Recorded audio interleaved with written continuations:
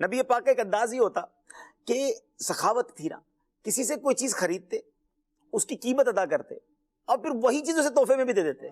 یہ کتنی خوشی کسی کو ہوتی ہوگی. حضرت جابر رضی اللہ عنہ کہتے ہیں کہ آپ علیہ السلام نے ایک بار ایک اونٹ خریدا، پھر وہی اونٹ ان کو بطور عطیہ دے دیا کہ یہ تم رکھ لو.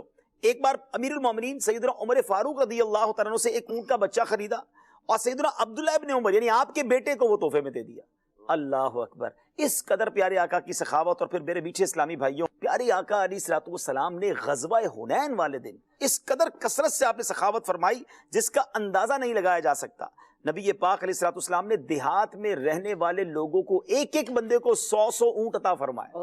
ذرا سوچئے، حضرت صفوان بن امیہ رضی اللہ تعالیٰ عنہ اسلام ابھی نہیں لائے تھے، اس سے پہلے غزوہ حنین میں بکریوں کا نبی پاک سے سوال کیا کہ مجھے بکریاں دیجیے. پیارے آقا نے 2 پہاڑوں کے درمیان ایک جنگل بھرا ہوا تھا بکریوں سے، نبی پاک علیہ الصلوۃ والسلام نے وہ پورا انہیں عطا فرما دیا.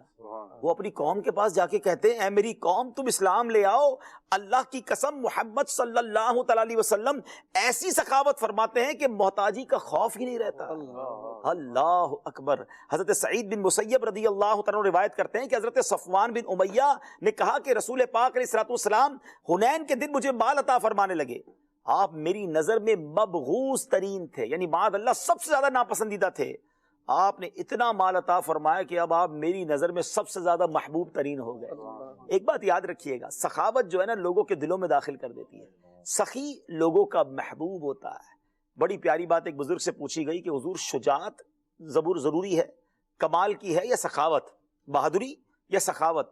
تو بڑا کمال کا جواب دیا. فرماتے جو سخی ہوتا ہے نا اس کو شجاعت نہ بھی ہونا تو لوگ ویسے ہی اس کے آگے چت ہو جاتے ہیں، ویسے ہی وہ لوگوں کے دل جیت لیتا ہے. تو سخاوت یہ بہت پسندیدہ عمل ہے اور نبی پاک کی ایک کمال کی عادت ہے. نبی پاک علیہ الصلوۃ والسلام کے بارے میں علماء فرماتے ہیں کہ حنین والے دن کی ایک دن کی سخاوت بادشاہوں کی عمر بھر کی سخاوت اور بخشش سے زائد تھی. بکریاں جو ہے وہ جنگل بھرے ہوئے تھے، نبی پاک عطا فرما رہے تھے اور مانگنے والے ہجوم کرتے چلے آتے تھے. پیارے آقا علیہ الصلوۃ والسلام پیچھے ہٹتے جا رہے تھے، یہاں تک کہ جب اموال تقسیم کرتے ہوئے ایک اعرابی نے، یعنی عرب کا رہنے والا ایک دیہاتی تھا، اس نے نبی پاک کی چادر مبارک کو کھینچا.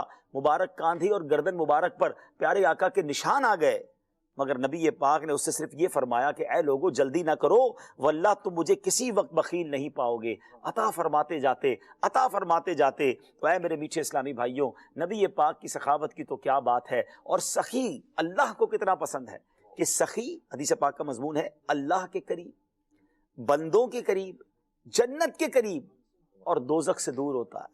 اور جو بخیل ہوتا ہے نا، کنجوس، فرمایا وہ اللہ سے دور، جنت سے دور، بندوں سے دور، دوزخ کے قریب ہوتا ہے. اب آپ چیک کر لیں کہ ہم سخاوت والی سائڈ پر ہیں یا بخل والی سائڈ پر ہیں.